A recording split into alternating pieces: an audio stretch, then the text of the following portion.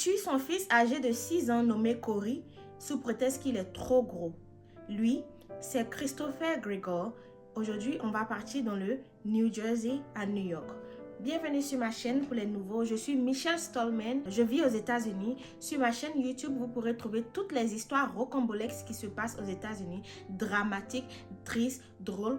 En l'occurrence, aujourd'hui, je vais vous parler d'une histoire très triste d'un petit garçon âgé de 6 ans avec un papa démoniaque qui a perdu la vie très tristement. Et pour ne rater aucune histoire, je vous demande de vous abonner sur ma chaîne YouTube. Ça ne prend qu'une seconde pour s'abonner et aussi n'oubliez pas de liker la vidéo. Merci. Donc lui, c'est Christopher Gregor, né le 6 mai 1992. On repart un peu en arrière.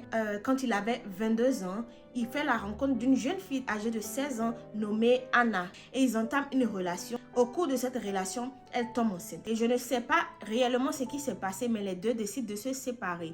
Et elle donne naissance à son fils qu'elle appelle Corey. Elle l'élève toute seule pendant 4 ans.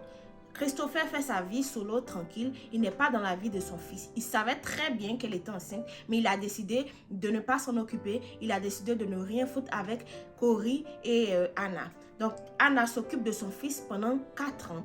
Et jusqu'à ce qu'elle tombe dans la drogue, les services sociaux lui retirent son enfant. Et avant de lui retirer son enfant, on lui demande où est le père de l'enfant. Et c'est comme ça que Christopher rentre dans la vie de son fils à partir de 4 ans. Donc, il récupère l'enfant. La mère a perdu la garde de l'enfant. Et on lui demande de partir en réhabilitation pendant que son fils est avec son papa. Et si elle est clean, elle pourra récupérer son fils. Donc, elle a fait quelques mois, elle est sortie. Elle a demandé à avoir la garde partagée de son fils, ce qui lui a été accordé. Puisque Christopher avait la garde exclusive de Corey, il faisait tout ce qu'il voulait avec Corey. Et elle le voyait que les week-ends. Et à chaque fois que Corey venait chez Anna pendant les week-ends, il avait des blessures au front, il avait des blessures au cou, il ne se sentait pas bien, il avait tout le temps des bobos sur le corps. Et quand elle voyait ça, elle a décidé d'alerter les services sociaux. Et elle a dit aux services sociaux, je ne comprends pas pourquoi mon fils revient toujours avec des blessures, soit sur le genou, soit sur le front, mais il a toujours quelque chose.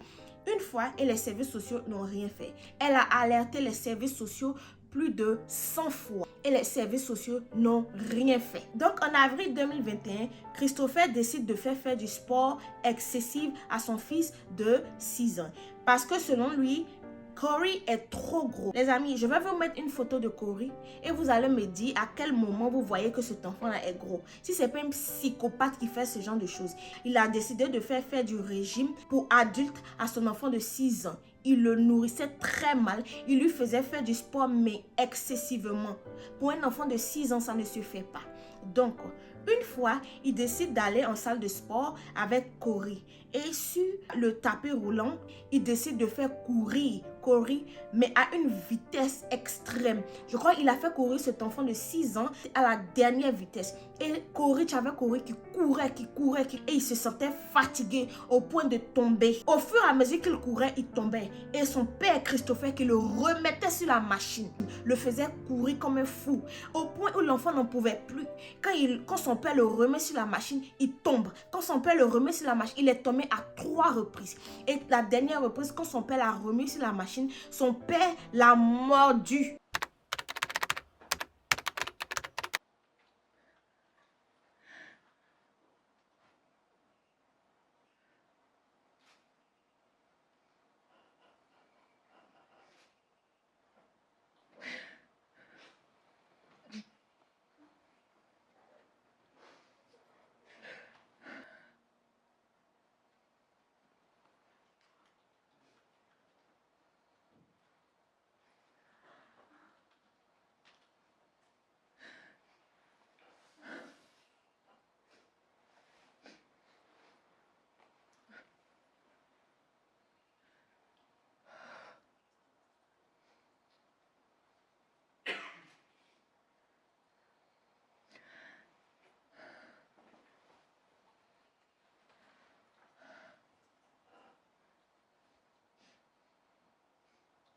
Ça veut dire que tu es tellement fou que tu ne vois pas à quel point ton fils est épuisé. Tu le reprends, tu le remets sur la machine et tu le mords sur sa tête. Et bien évidemment, c'est un enfant de 6 ans. Il était épuisé et il s'est évanoui. Et quand il est tombé par terre, son père Christopher l'a pris et l'a emmené à l'hôpital. Et quand il est arrivé à l'hôpital, les infirmières l'ont repris. Et les infirmières lui ont demandé, mais qu'est-ce qui se passe? Il a dit aux infirmières que son fils était léthargique. Moi-même, je ne sais pas ce que léthargique voulait dire. J'ai regardé sur Google, donc je vais vous mettre la définition. Donc, il a dit que son fils était léthargique et son fils a dormi toute la journée et que son fils ne pouvait pas jouer. Il avait le pied enflé. Et du coup, les infirmières ont fait tout ce qu'elles pouvaient faire. Mais malheureusement, Corey est décédé. Il est décédé des suites de fatigue extrême. Il est décédé d'infections pulmonaires. Il est aussi décédé de coups et blessures. Pendant que Corey était à l'hôpital, Christopher a contacté la maman Anna. Et elle est arrivée à l'hôpital directement. Et quand elle est arrivée, la mère a révélé que je ne vis pas avec mon fils, il vit avec son père. Moi, je n'ai que mon fils les week-ends, mais à plusieurs reprises, plus de 100 fois, j'ai alerté les services sociaux. Je leur ai dit que son père, Christopher, maltraitait Corey, mais ils ne m'ont jamais écouté. Et quand les infirmières ont annoncé à Christopher et à Anna que l'enfant est décédé, Christopher n'a eu aucun remords. Et au contraire, il a blâmé les infirmières et leur a dit, mais c'est de votre faute, vous n'avez pas fait votre travail, vous n'avez pas bien fait votre travail, ce que vous devriez faire, vous n'avez pas fait. Non mais pardon, tu sais très bien ce que tu as fait à ton fils. Non seulement tu as menti aux infirmières et tu accuses les infirmières, non mais la blague.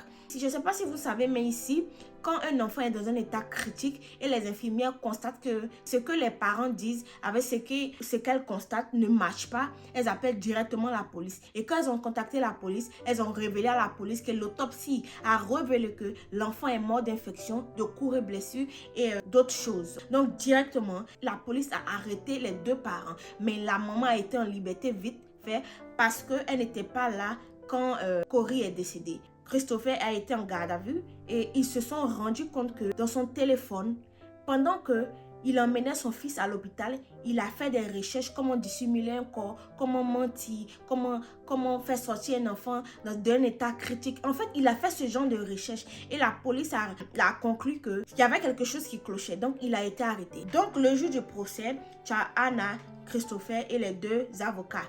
Pendant le procès, l'avocat de Christopher a essayé de démontrer au juge que Christopher n'y était pour rien et que Corey était un enfant malade et qu'il est mort d'infection pulmonaire. Non mais la blague.